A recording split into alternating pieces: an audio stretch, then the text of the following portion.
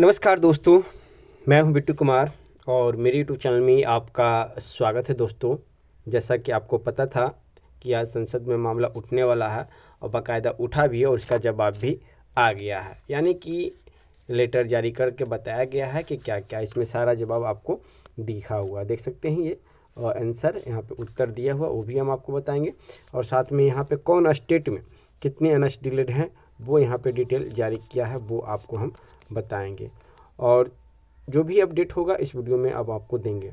अब रही बात कि संसद में हम लोग को इनकार कर दिया गया है, वहाँ से हम लोग को जीत नहीं मिली है, यानी कि सीधे सुप्रीम कोर्ट का हवाला ही दे दिया गया है शिक्षा मंत्री जी के तरफ से।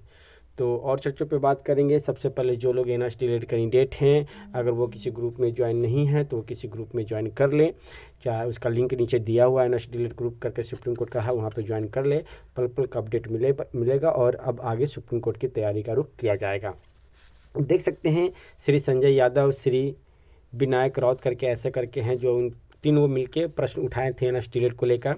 यहाँ पे कहा जा रहा है क्या शिक्षा मंत्री यह बताने की कृपा करें। उनसे प्रश्न पूछा गया था, बच्चों को मुफ्त और अनिवार्य शिक्षा का अधिकार संशोधन विधेयक 2017 के तहत सरकार द्वारा क्या प्रावधान किए गए हैं और क्या उक्त कानून देश में लागू किया गया है।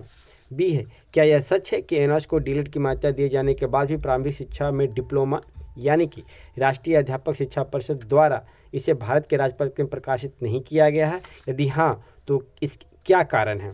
तीसरा है कि इसे भारत के राजपत्र में कब तक प्रकाशित किए जाने की संभावना यहाँ पे क्वेश्चन किया गया है।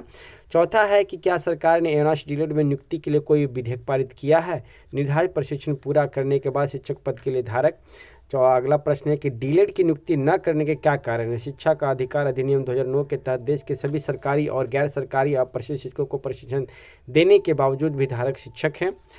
राज्यवार उन सरकारी और गैर सरकारी शिक्षकों की संख्या जिनके प्रशिक्षण लिया उन्हें रोजगार दिया गया है और शेष सभी चयनित उम्मीदवारों को रोजगार नियुक्ति सुनिश्चित करने के लिए सरकार द्वारा की गई तत्काल कार्रवाई का विवरण क्या है। तो यहाँ पे उत्तर दिया गया, देख सकते हैं ए का उत्तर क्या है और ए से जी तक, यानी कि सारे ए से लेकर जी तक जितने भी उत्तर इसमें इंक्लूड किया गया है। इसमें कहा गया है, यहाँ से देख सकते हैं, शिक्षा मंत्री राज्य मंत्री श्रीमती अन्नपूर्णा देवी की तरफ से कहा गया है कि बच्चों को मुफ्त और अनिवार्य शिक्षा का अधिकार संशोधन अधिनियम 2017 में यह प्रावधान है कि 31 मार्च 2015 तक नियुक्त या पद पर मौजूद प्रत्येक शिक्षक जिसके पास निर्धारित न्यूनतम योग्यता नहीं है, अधिनियम 31/3/2019 तक ऐसी न्यूनतम योग्यता प्राप्त कर लेगा।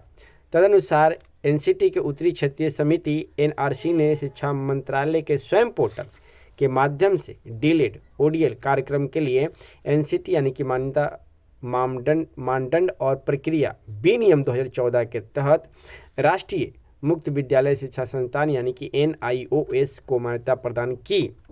एमओई यानी कि सेवारत शिक्षकों के लिए विषय प्रशिक्षण के लिए एनआरसी एनसीटी के आदेश दिनांक 22 सितंबर 2017 के तहत कुछ शर्तों को पूरा करने के लिए आदेश एनसीटी और एनआईओएस की वेबसाइट पर अपलोड किया गया है।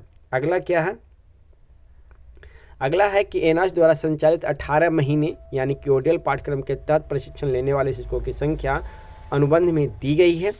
एमओई और राष्ट्रीय अध्यापक शिक्षा परिषद यानी कि एनसीटी ने 18 महीने की योजना पर विचार करने के लिए सभी राज्यों केंद्र शासित प्रदेशों को पत्र भेजा था। CWJC में पारित दिनांक 21/1/2020 के अनुपालन में नई नियुक्ति के लिए, यानी कि जो ये डेट मेंशन किया गया है, ये पटना हाईकोर्ट का जो जजमेंट आया था उसका है।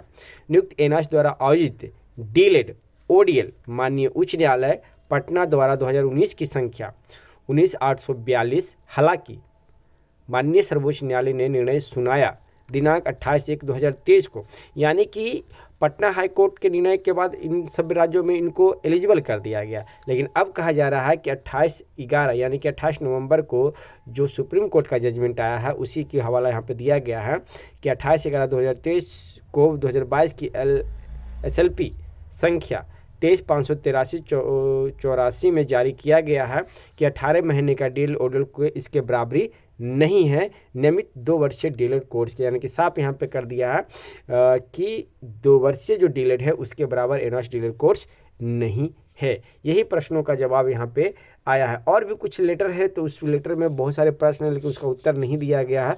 कुछ होगा तो उसका भी डिटेल हम आपको अगले वीडियो में बताएंगे। फिलहाल जो प्रश्न कर रहे हैं कि संसद से क्या मामला उठ के आया है, तो शिक्षा मंत्री जी का यही स्टेटमेंट है कि सुप्रीम कोर्ट का जो निर्णय है वही हम मान यहाँ पे कर रहे हैं, क्योंकि पटना हाई कोर्ट के निर्णय के तहत हमने सभी राज्यों को भर्ती में एलिजिबल किया था, लेकिन अब हम सुप्रीम कोर्ट का डिसीजन मान रहे हैं।